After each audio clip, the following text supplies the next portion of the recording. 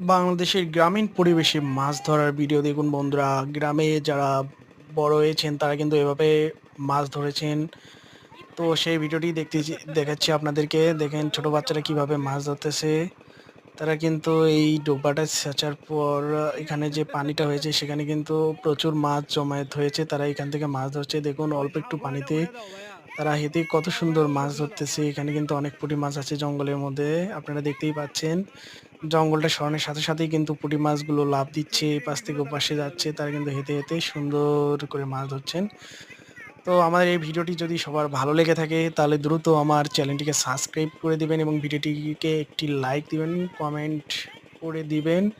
আর যদি খুবই ভালো লেগে থাকে তাহলে আপনাদের বন্ধুদেরকে শেয়ার করে দেখার সুযোগ করে দিবেন। ধন্যবাদ সকলকে আমার ভিডিওটিতে ক্লিক দেওয়ার জন্য এবং এই ভিডিওটি দেখার জন্য। আশা করি পরবর্তীতে আরো ভালো ভিডিও নিয়ে আসবো।